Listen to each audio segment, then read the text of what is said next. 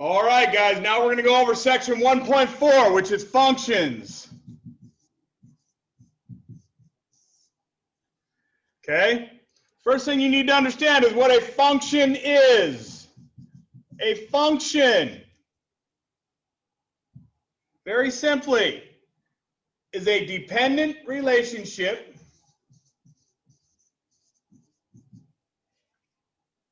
between quantities.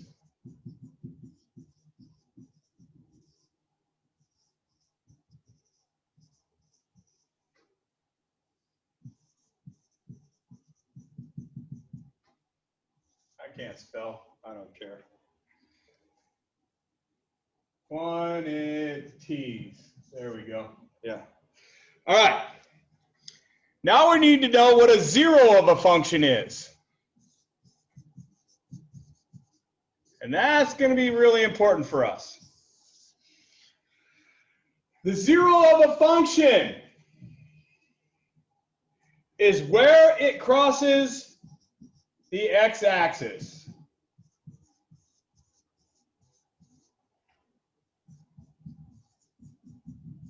So if I have a coordinate plane out here, and I'm going to draw a couple functions. The first one would be right here. That point right there, it's a linear function. That is the zero of the function. Okay? Let's look at this one. Let's say it's going down this way. That point right there is the zero of the function. It's crossing the x-axis. Let's say we have a vertical line. Is that a function? Yes, it is. It crosses the x-axis right there. Okay, now let's say we have a horizontal line. Is that a function? No, not a function. Horizontal lines are not functions. Okay? In a linear function, when you write them, you will write them as f of x is equal to 4x plus 6. In other words, y equals mx plus b. It's the same thing. So in this case, when you have that in a linear function, then y depends on whatever x is. So y is a function of x. Okay? So in other words, x is what you call the independent variable. It does not matter what y is. But y is dependent simply because it depends on whatever x equals. Then you have what's called a constant function.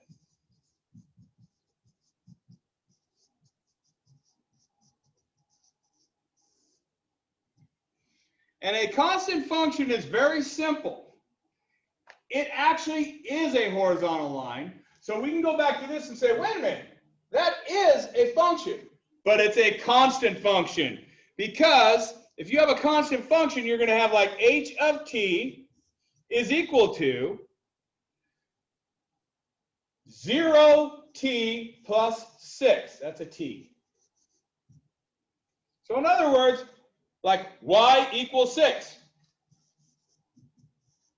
It's a horizontal line. It is a function, but it's always going to be the same. It never changes. That's why it's called a constant function. So let's move on. We're going to look at some other stuff. Let's do an example.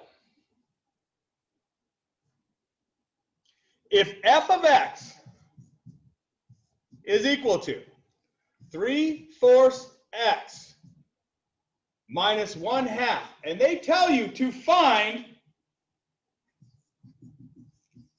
f of 2 and f of negative 2.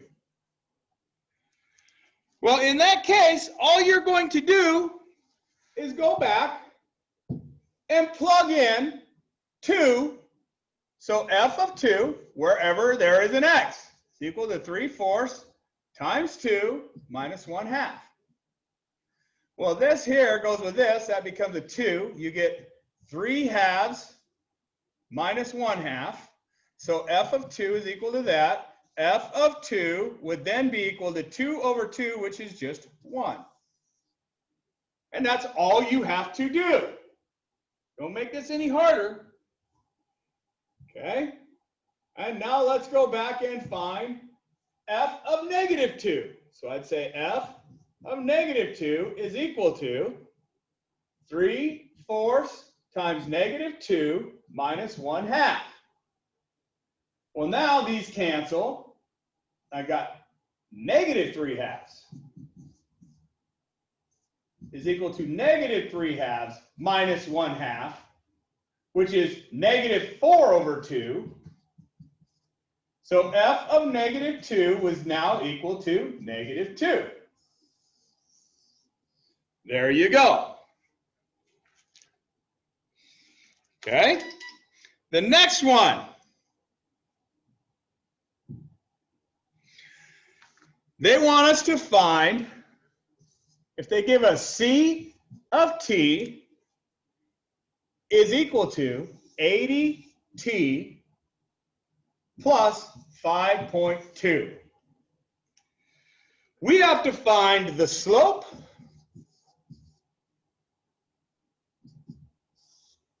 and we have to find where it crosses the vertical axis.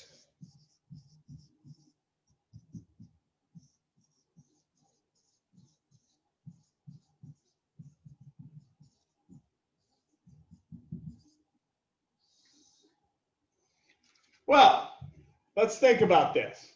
First of all, this is written as the same as y equal mx plus b. The slope is just m, so it's just 80. Where does it cross the vertical axis? Well, that's the y-axis. That's the y-intercept.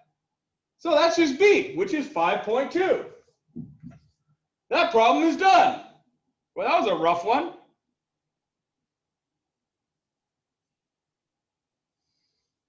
Okay, now the next one's kind of tricky. And they try to trick you here. They say if f of x is equal to 3x minus 7, is f of 2 plus f of 6 equal to f of 8? Now, most of you are going to look at that and go, 2 plus 6 is equal to 8. Yeah, they're equal. But wait a minute. We got to find f of 2. So f of 2 is equal to 3 times 2 minus 7, which is 6 minus 7, which is negative 1. Then we have to find f of 6, which would be 3 times 6 minus 7, which is 18 minus 7, which is 11. Then we have to find f of 8, which would be 3 times 8 minus 7, which is 24 minus 7, which is 17. Is negative 1 plus 11 equal to 17? No, it is not. So the answer to this is no.